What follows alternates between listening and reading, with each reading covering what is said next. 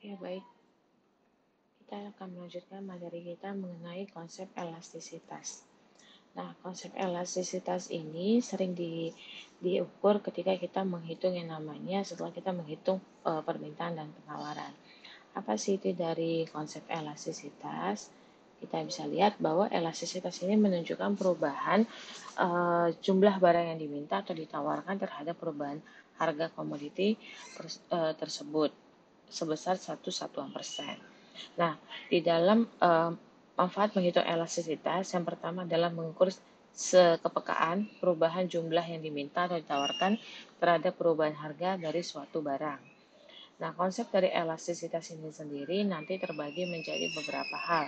Yang pertama ada elastisitas harga untuk barang itu sendiri, yang kedua ada elastisitas permintaan, yang ketiga ada elastisitas pendapatan, dan yang keempat adalah elastisitas penawaran. Nah, di dalam elastisitas permintaan itu ada 3, yaitu elastisitas harga untuk permintaan, elastisitas permintaan silang, dan elastisitas pendapatan. Sedangkan untuk elastisitas penawaran biasanya cuma 1, yaitu elastisitas harga untuk penawaran. Nah, di dalam elastisitas juga, elastisitas permintaan atau biasanya dilambangkan dengan EP atau Price of Elasticity. Nah, elastisitas permintaan ini mengukur persentase perubahan jumlah yang diminta terhadap persentase perubahan harga.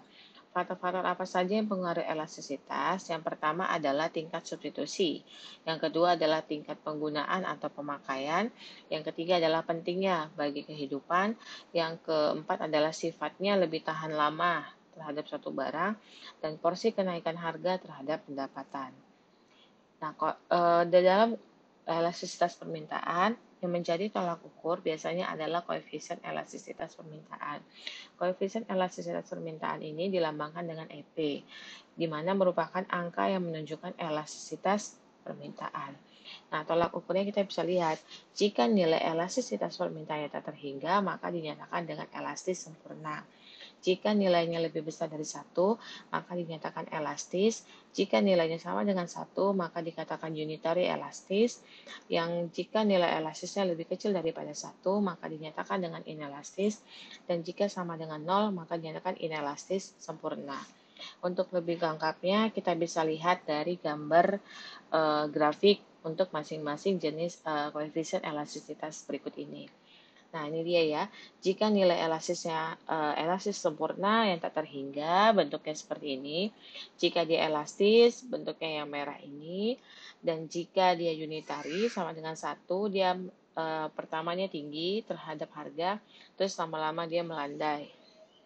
Nah, kemudian kalau dia elastisnya sama dengan 0, inelastis sama dengan 0, bentuknya tegak lurus. Dan jika inelastis sempurna, maka dia bentuknya seperti ini. Ini adalah gambar dari koefisien elastisitas permintaan. Nah, rumusnya kita bisa lihat, rumus dari koefisien elastisitas permintaan itu adalah sama dengan pengertiannya tadi, yaitu persentase perubahan jumlah barang yang diminta dibagi dengan persentase perubahan jumlah harga, atau jika diuraikan dalam matematis, delta Q dibagikan dengan delta Q per delta Q dibagi dengan delta P per delta P. Delta Q per Q dibagi dengan delta P per Q dikalikan dengan 100%, atau delta Q per delta P dikalikan dengan P per Q. Ya. Jadi ini untuk rumus ini dinyatakan sebagai rumus titik atau point elasticity. Nah, biasanya ini digunakan untuk menggunakan hanya satu tingkat harga saja. Nah, kemudian ada juga yang dikatakan dengan elastisitas busur. Nah, elastisitas busur ini biasanya menggunakan 2 titik di dalam kurva permintaan, sehingga matematisnya dapat dilihat persentase delta Q per persentase delta P, atau delta Q per sigma dari Q dibagi delta P per sigma dari P dikalikan dengan 100%. Nah, di dalam menafsirkan angka elastisitas harga, jika elastisitas permintaan delta Q lebih besar daripada persentase delta P, maka permintaannya inelastis. Di dalam elastisitas permintaan juga, jika persentase delta Q lebih besar daripada persentase delta P, maka permintaannya elastis. Atau untuk unitary elastis, jika persentase perubahan delta Q sama dengan persentase perubahan P, maka disebut adalah permintaannya unitary. Kemudian tadi ada yang kedua adalah elastisitas silang. Nah, elastisitas silang ini adalah untuk mengukur persentase perubahan suatu barang sehingga sebagai akibat perubahan barang lain sebesar 1%. Jadi untuk elastisitas silang ini ada dua barang. Kalau tadi elastisitas harga itu ada perubahan beberapa barang di dalam satu atau dua jenis barang dalam satu barang komoditas. Itu ya bedanya. Nah, tolak ukurnya apa? Elastisitas silang ini dilambangkan dengan EC atau dengan kata lainnya adalah cross elasticity. Nah, EC ini tolak ukurnya jika nilai EC-nya lebih besar daripada 0, maka hubungan antara barang X dan Y adalah substitusi. Dan jika nilai EC-nya lebih kecil daripada 0, maka hubungan antara barang X dan Y-nya adalah komplementer. Jadi masih ingat ya waktu di pertemuan lalu bahwa substitusi ini adalah barang pengganti, sedangkan komplementer ini adalah barang pelengkap. Nah, rumus dari koefisien elastisitas silang kita bisa lihat secara matematis, EC sama dengan persentase dari delta QX, ya, yang perlu Anda ingat adalah bahwa karena ada dua barang, maka kita akan melihat barang X dan barang Y. Nah, sesuai dengan definisinya kan dia mau melihat bagaimana persentase perubahan barang X terhadap barang Y. Maka matematisnya adalah persentase delta QX per persentase delta PY atau delta QX per QX dibagi dengan delta PY per PY dikalikan dengan 100% atau delta QX per turunan dari QX per turunan dari PY dikalikan dengan PY per QX ya. Nah, selanjutnya adalah elastisitas pendapatan. Elastisitas pendapatan ini ditujukan untuk mengukur persentase perubahan suatu barang jika terjadi perubahan pendapatan sebesar 1%. Nah, tolak ukurnya apa? Tolak ukurnya adalah elastisitas pendapatan kenapa dilambangkan dengan EI? Itu adalah maksudnya elastisitas income of elasticity. Jadi, tolak ukurnya adalah EI jika lebih besar daripada 0, maka disebut sebagai barang normal. Jika 0 di antara EI lebih kecil daripada 1, maka dikatakan sebagai barang kebutuhan pokok. Jika EI-nya lebih besar dari 1, maka dikatakan sebagai barang mewah. Jadi rumus dari elastisitas pendapatan itu sendiri juga dapat dirumuskan secara matematis adalah sebagai berikut. EI sama dengan persentase delta Q per persentase delta I atau delta Q per Q dibagi dengan delta I per I dikalikan 100% atau turunan dari Q per turunan dari I dikalikan I per Q. Oke, sekarang kita lanjut ke elastisitas penawaran. Elastisitas penawaran ini hampir sama dengan elastisitas pendapatan untuk definisi tapi yang harga barang itu sendiri, yaitu di mana menunjukkan persentase jumlah barang yang ditawarkan. Nah, kalau tadi kan permintaan jumlah barang yang diminta. Nah, ini menunjukkan elastisitas penawaran adalah persentase jumlah barang yang ditawarkan apabila terjadi perubahan harga barang sebesar 1%. Nah, faktornya apa saja? Faktor-faktor yang mengaruhi penentu dari elastisitas penawaran yang pertama adalah jenis produk, yang kedua adalah sifat dan perubahan produksi, dan yang ketiga adalah jangka waktu. Untuk rumusnya itu sendiri, koefisien elastisitas penawaran atau ES, kenapa ES? Itu adalah supply of elasticity.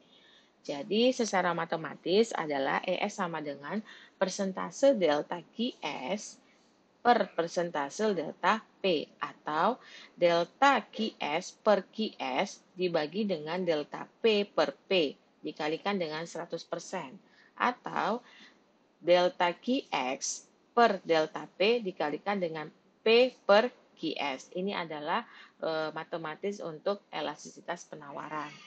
Nah, kemudian koefisien elastisitasnya jika dilihat dari untuk tolak ukurnya adalah jika ES tak terhingga, maka dikatakan sebagai elastisitas sempurna. Jika ES lebih besar daripada 1, maka dinyatakan sebagai elastis. Jika ES sama dengan 1 adalah unitary elastis. Jika ES lebih kecil dari 1 adalah inelastis. Jika ES sama dengan 0 adalah inelastis sempurna. Nah, untuk grafiknya hampir sama, yang berbeda adalah pada saat ES sama dengan 1. Kalau tadi di elastisitas permintaan kan kita bisa lihat dia turun dari kiri atas ke kanan bawah semakin melandai mendekati kurva Q atau kurva X. Nah, kalau di penawaran untuk ES sama dengan 1, dia dari kiri bawah itu semakin naik ke kanan atas, ya. Oke, ini dia bentuk kurvanya. Nah, aplikasi konsep elastisitas ini mempengaruhi namanya pajak penjualan dan efek substitusi dari pemerintah.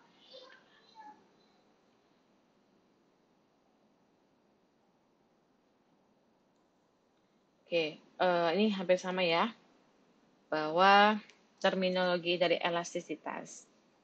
Jadi, kalau dia elastisitas permintaan ataupun penawaran, dikatakan inelastis jika sama dengan 0, inelastis jika diantara dari 0 sampai 1, elastis sama dengan 1 atau unitary, kemudian elastis 1 sampai dengan tak terhingga, dan kemudian sempurna itu tak terhingga. Nah, kalau elastis permintaan terhadap pendapatan, dikatakan commodity inferior jika nilainya negatif, dikatakan barang normal jika nilai dari angka elastisitasnya adalah positif. Dan untuk permintaan silang, jika nilainya positif, maka dikatakan sebagai komoditinya substitusi, dan jika nilainya negatif, maka dikatakan komoditinya komplement. Ini pengaruh pajak terhadap penjualan. Kita bisa lihat bahwa awal mulanya adalah kurvanya adalah di sini, yang ungu. Nah, kemudian akibat dari pemberian pajak, nah ini menaikkan penawaran, maka penawarannya bergeser. Ini mengurangi penawaran, maka penawarannya bergeser ke kiri. Jika dia penawarannya bersifat elastis. Nah, maka keseimbangan juga akan bergeser. Dari E akan bergeser ke E1. Kenapa? Karena efek dari pajak ini, semula kuantitinya ada di sini, di Q, kemudian karena adanya kenaikan pajak, maka mengakibatkan kan harganya menjadi naik, karena semula harganya ada di P. Akibat diterapkannya pajak untuk barang yang bersifat elastis, maka harganya ikut naik. Nah, ketika harga naik, malah bukan meningkatkan yang namanya kuantiti barang yang dijual, melainkan menurunkan penjualan, sehingga elastisitasnya akan bergeser ke E1. Nah, sementara kurva dari penawaran, demand-nya itu akan tetap. Ya. Nah, kebalikan untuk barang yang bersifat inelastis. Untuk barang yang bersifat inelastis, semula barangnya adalah di S, di kurva yang berwarna ungu. Nah, ini adalah keseimbangannya pada saat harga P dan harga Q. Sama, mengalami penurunan jumlah kuantitas barang yang ditawarkan. Dan kurva permintaannya tetap ya, mengalami namanya pergerakan, bukan pergeseran. Nah, yang mengalami pergeseran adalah kurva daripada S1. Dia bergeser ke kiri, sehingga keseimbangannya akan bergeser di S1, di mana P1 dengan Q1. Tetapi yang bisa kita lihat adalah untuk barang elastis, persentase perubahannya itu tidak sejauh untuk barang elastis. Jadi, kalau barang elastis, harganya turun, perubahan harganya tinggi mengakibatkan perubahan permintaan, jumlah barang ditawarkan juga tinggi.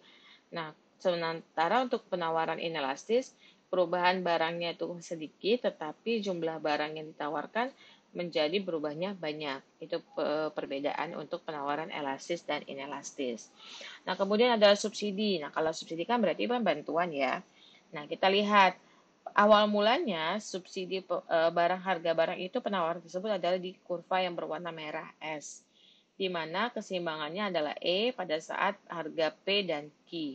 Nah, karena ada subsidi pemerintah, sehingga kan kalau subsidi itu mengurangi harga. Ini khusus untuk permintaan elastis. Nah, efek adanya subsidi pemerintah sehingga akibatnya harganya turun di P1 dan malah permintaannya naik di Q1. Nah, kita bisa lihat untuk demand-nya ini cuma mengalami namanya pergerakan. Sehingga kita bisa lihat perubahan harga akibat efek substitusi yang sedikit mengakibatkan perubahan jumlah barang yang diminta itu kan cukup banyak ya. Ini untuk permintaan elastis. Nah, sedangkan untuk permintaan inelastis, nah kita bisa lihat lagi. Awal mulanya adalah sorry, ini kesalahan. Ini maksudnya E. Jadi awal mulanya supply-nya adalah di E. Nah, pada saat keseimbangan P dengan Q. Nah, kemudian efek ada substitusi pada permintaan inelastis, maka mengakibatkan harganya kan turun sangat jauh. Sehingga, dan sementara untuk Q-nya juga mengalami perubahan, yaitu mengalami peningkatan. Tetapi, besarnya persentase perubahan harga tidak sebesar persentase perubahan jumlah barang yang diminta. Nah, sementara demand-nya ini masih mengalami pergerakan di sepanjang kurva. Oke, baik.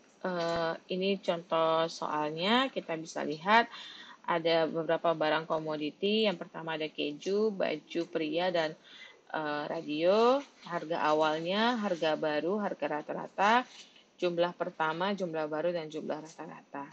Nah, dari harga ini Anda bisa menghitung yang namanya elastisitas permintaan untuk harga silang, elastisitas permintaan untuk harga barang itu sendiri, kemudian juga elastisitas penawaran. Silakan dicoba sendiri di rumah. Nanti kita diskusikan lebih lanjut. Baik, demikian. Terima kasih.